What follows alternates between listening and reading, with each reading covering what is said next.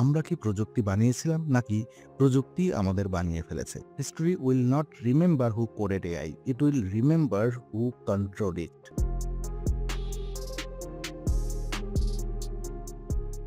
ভাবুন একটি ঘর, কোনো জানালা নেই, বাইরে সূর্য উঠেছে কিন্তু ভেতরে আলো ঢোকে না। ঘরের মাঝখানে একটি ল্যাপটপ জ্বলছে, স্ক্রিনে ভেসে উঠল, hello, how can I help you today.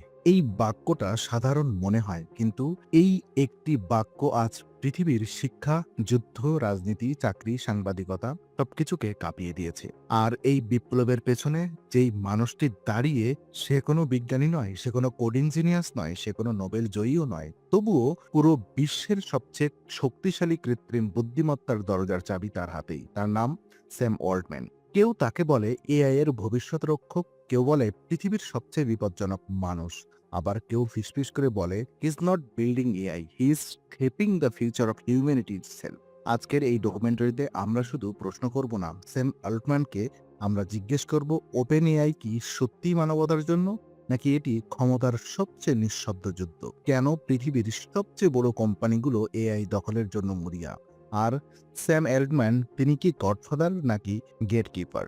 এই গল্পটা শুরু হয় কোনো ল্যাব থেকে নয়, শুরু হয় একজন কিশোরের মাথার ভেতর থেকে। একটি ছেলের জন্ম যে ভবিষ্যৎকে আগে দেখতে পেত। 1985 সাল, শিকাগো, আমেরিকা।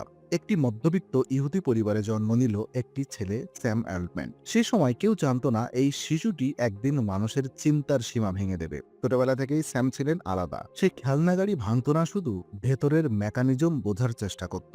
অন্য বাচ্চারা যেখানে ভিডিও গেম খেলে, স্যাম সেখানে ভাবতো এই গেমটা কে বানিয়েছে, কেন মানুষ এটা খেলতে ভালোবাসে, আর যদি আমি বানাই তাহলে কেমন হবে।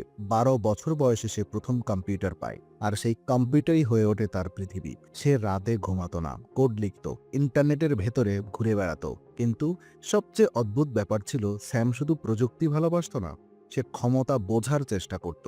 সে বুঝতে চাইতো কে নিয়ন্ত্রণ করে ভবিষ্যৎ, সরকার, কোম্পানি নাকি প্রযুক্তি। এই প্রশ্নগুলোই তাকে আলাদা করে দেয়। স্ট্যানফোর্ড বিশ্ববিদ্যালয়ে ভর্তি হয় সে, কম্পিউটার সায়েন্সে পড়তে শুরু করে। কিন্তু এখানেই গল্প ঘুরে যায়। স্যাম মাত্র 2 বছরে স্ট্যানফোর্ড ছেড়ে দেয়, কারণ তার মনে হচ্ছিল বিশ্বের সবচেয়ে গুরুত্বপূর্ণ জিনিসগুলো ক্লাসরুমে শেখানো হয় না। এটাই ছিল তার জীবনের প্রথম বড় বিদ্রোহ। স্টার্টআপ জগতের অন্ধকার পাঠশালা। স্ট্যানফোর্ড ছেড়ে স্যাম বানান একটি অ্যাপ, একটি লোকেশন ভিত্তিক সোশ্যাল অ্যাপ। তখন এটি খুব বড় কিছু ছিল না, কিন্তু একটি জিনিস ছিল, স্যাম মানুষের আচরণ বুঝতে শুরু করেছিল। সে বুঝে যায় মানুষ প্রযুক্তি ব্যবহার করে না শুধু সুবিধার জন্য, ব্যবহার করে পরিচয়ের জন্য। বিশাল সাফল্য হয়নি, কিন্তু স্যাম ব্যর্থ হননি। সে পায় সবচেয়ে গুরুত্বপূর্ণ জিনিস, সিলিকন ভ্যালির ভিতরের দরজা। এখানেই তার পরিচয় হয় একজন মানুষের সাথে, যিনি ভবিষ্যতে তাকে রাজা বানাবেন। তার নাম পল গ্রাহাম। পল গ্রাহাম ছিলেন ওয়াই কম্বিনেটরের প্রতিষ্ঠাতা, বিশ্বের সবচেয়ে শক্তিশালী স্টার্টআপ ইনকিউবেটর। তিনি স্যামের ভেতরে দেখেছিলেন এমন কিছু যা কোডিং স্কিল নয়, তিনি দেখেছিলেন একজন কৌশলবিদ, একজন এমন মানুষ যে জানে কোন আইডিয়া ভবিষ্যৎ বদলাবে। 2014 সালে ঘটে বিস্ফোরণ।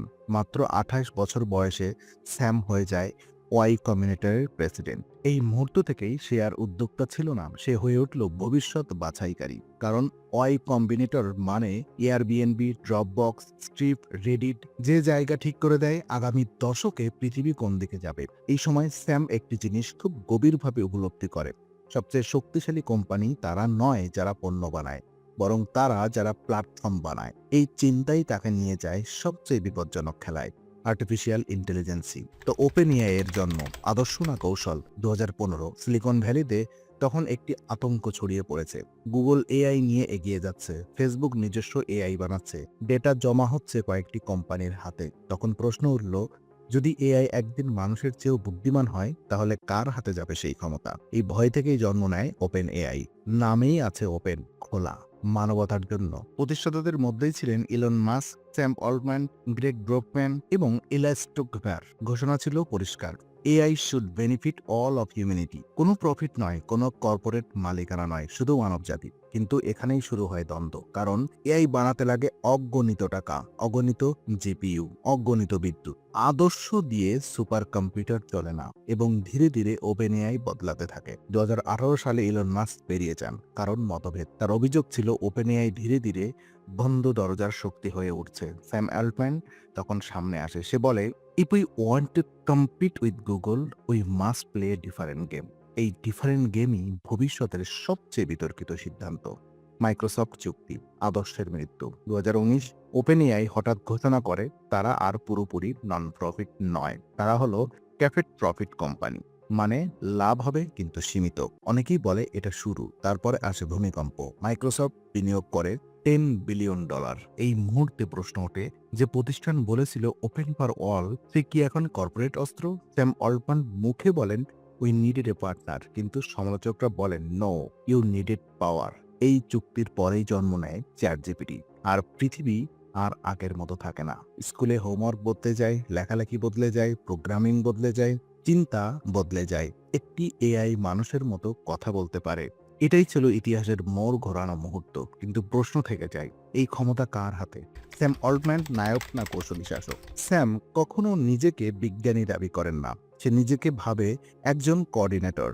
সে মানুষ জোগাড় করে, টাকা জোগাড় করে, রাজনীতি সামলায়। অনেকেই তাকে বলেন এআই এর গডফাদার, কারণ সে সরাসরি কোড লেখে না, কিন্তু সিদ্ধান্ত নেয়। এআই কি শিখবে কি শিখবে না সে নির্ধারণ করে। কোন তথ্য দেখানো হবে, কোনটা লুকানো থাকবে, কোনটা বিপজ্জনক বলে চিহ্নিত হবে। একটি এআই যদি ভবিষ্যতে মানুষের শিক্ষক হয়, তাহলে শিক্ষককে? এই প্রশ্নই সবচেয়ে ভয়ঙ্কর। 2023 সালে ঘটে নাটকীয় ঘটনা। ওপেন এআই বোর্ড হঠাৎ করে স্যাম অল্টম্যানকে বরখাস্ত করে। বিশ্ব থমকে যায়, কিন্তু মাত্র 5 দিনের মাথায় পুরো কর্মীরা বিদ্রোহ করে। মাইক্রোসফট চাপ দেয়, বোর্ড ভেঙে যায়, স্যাম ফিরে আসে। আর তখন সবাই বুঝে যায় এই মানুষটাকে সরানো যায় না, কারণ সে শুধু সিইও নয়, সে কেন্দ্রবিন্দু। স্যাম অল্টম্যান বারবার বলেন we must align AI with human values. কিন্তু প্রশ্ন হলো, কার মানবিক মূল্যবোধ? আমেরিকার, কর্পোরেট, নাকি পশ্চিমা বিশ্বের?